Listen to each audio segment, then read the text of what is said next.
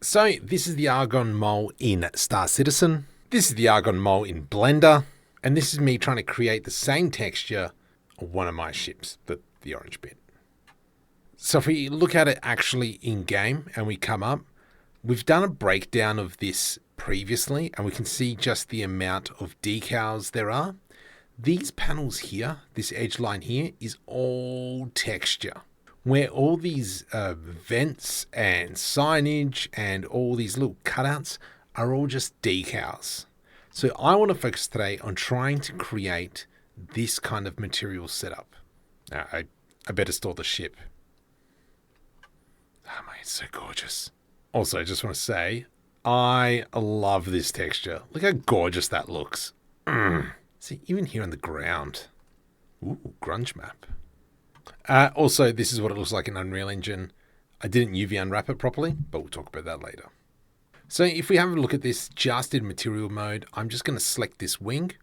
And if we come over into materials, I can press tab and I want to look at this material. So this is the mole exterior paint primary orange.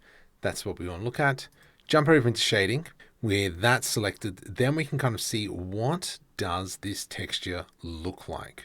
And so it is a black and white map, which is great. And we can see kind of that gungy streak coming off it. Awesome. If we're going to go into a little bit deeper, one other thing that I do want to call out is that actually this top section is a different texture map to this middle section. And so if we have a look over here, this is what that secondary map looks like. But we'll go ahead and create it so that you can pick it up and move it over afterwards. However you want to do it. If you want me to do a video on how to download these Star Citizen models to Blender, leave a comment. Please make sure you've subscribed. Just trying to hit that 100,000. So opening up a new Blender file, I'm actually going to be using Substance Painter to bake the texture down, but you can use Blender if need be. I just don't have a material set up for Blender. But to create those panels, I'm going to select everything, delete, Shift A, Mesh Plane. From here, I'm going to just simply extrude and then right click to put it back in place and then scale it up a smidgen. From here, let's just delete that back face there. And I actually want to create that second texture because I've already got the first one. I'm going to go Control R to set up an edge loop. Another Control R. And then we'll do one more. Might just move this one over and we'll make this one a bit smaller. There we go. Just so we kind of have three sizes. From here, what I would like to do is I'm going to select these edges here.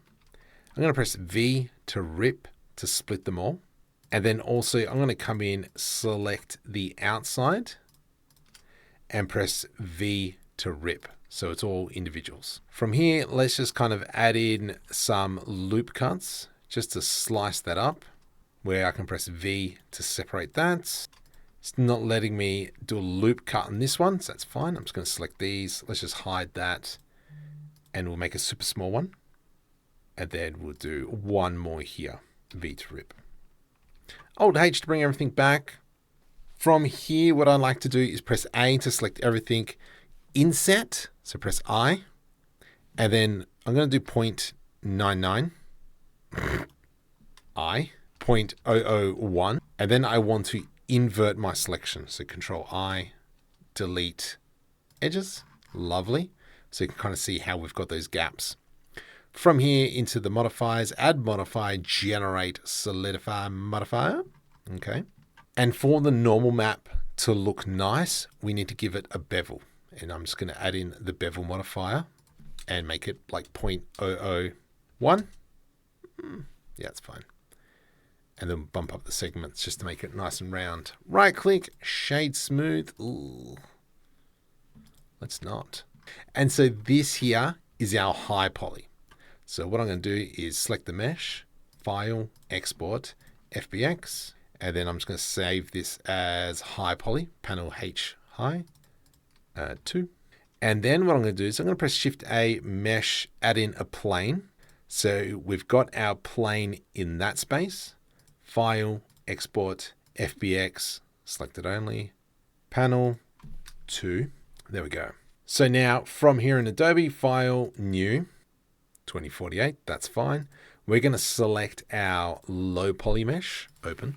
And what is the panel size, physical size? 1 unit equals 100 centimeters. Let's go OK to that. Now we're stuck with this base. Very first thing, always in Substance Painter, texture set settings. Scroll down a little bit and we're going to bake the map mesh. Now, as you can see, it's plain at the moment with nothing. It's just flat. But if we come over into the high definition meshes, and then we're going to select our high poly, now we can go bake selected textures, and you can see how everything is being baked in. Now, some of you might have noticed that our high poly mesh actually goes over the edge.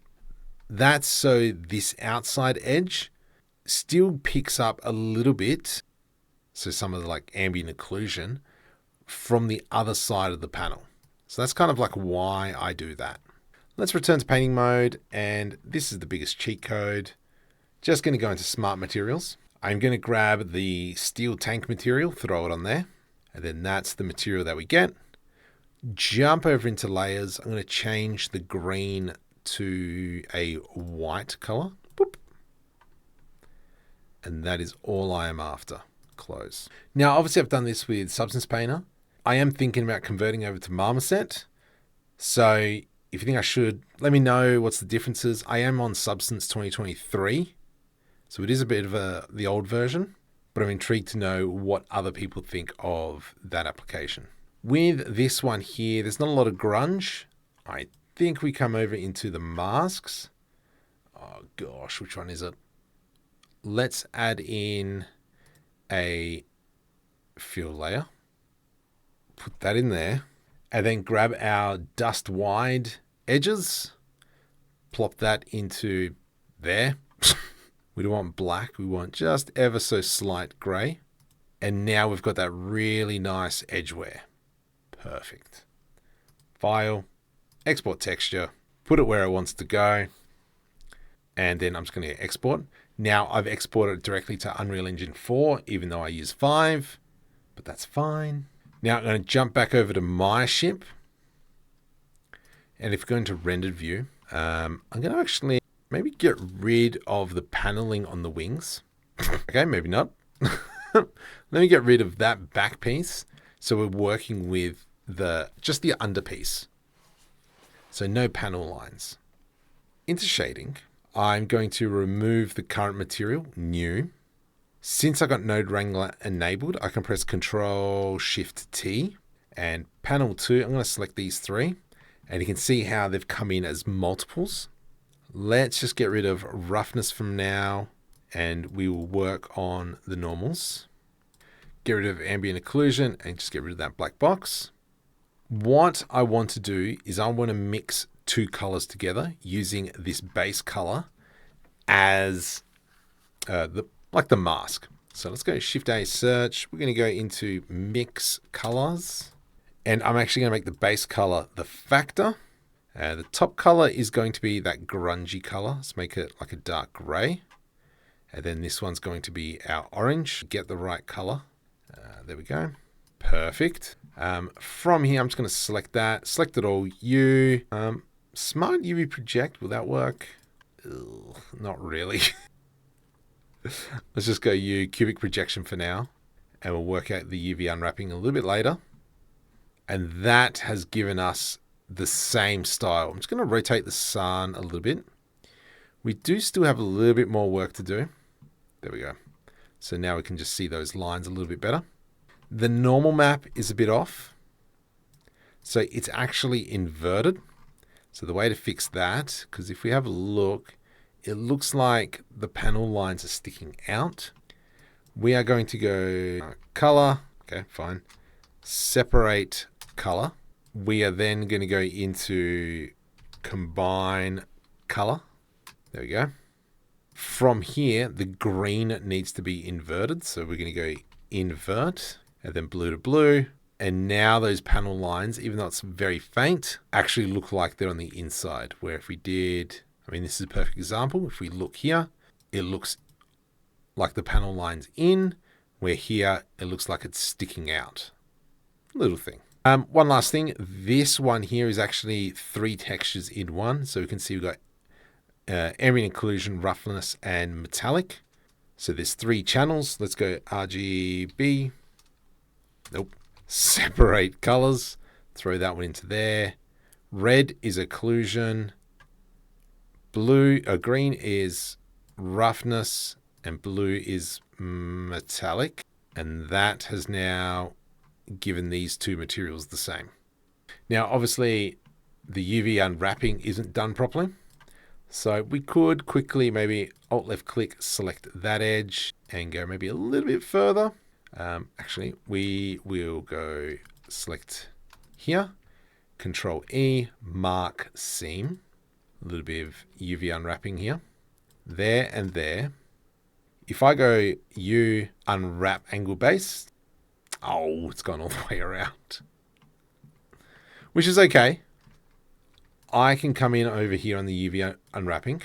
And if I select scale, scale Y0, scale Y0, scale X0, scale X0. Now we've got a square. If I select everything linked with Control L, I can go right click, follow active quads, and now it's a straight line. So what we can do with that is, let's just come over here into panels, base color, just so we can kind of see. I can rotate that around, scale it up, and what we want to do is line it up so that it looks like that's the panel line there. I think we can go a little bit further. Just trying to get that looking nice, right on the edge. And now you can kind of see that UV unwrapping is along that line. We can do the same thing for the other side. Let's just quickly line that up. And that idea now gives us that. So if I were to come in and select this section, let's go like this. Select all that, U, unwrap. We now have this, which is fine. But we can do what we did before with the scale, scale Y. We want a nice box, and then we can follow active quads on everything.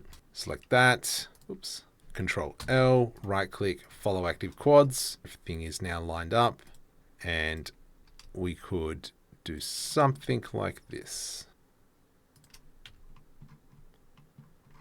I kind of think that piece here should be the other material. So I'm just going to add in the other one. Orange, assign, and then we've got that grunge all over it. Delicious. Just turn the brightness down on the sun. And so now we've got this material, which looks great. So the panel lines without the panel lines. All these textures I'm going to put up on Patreon. If you want me to do a video on how to download these Star Citizen models to Blender, leave a comment. Please make sure you've subscribed. Just trying to hit that 100,000. If you can, just give me some feedback on this video. Let me know what you think of it. And if you've made it this far, consider subscribing.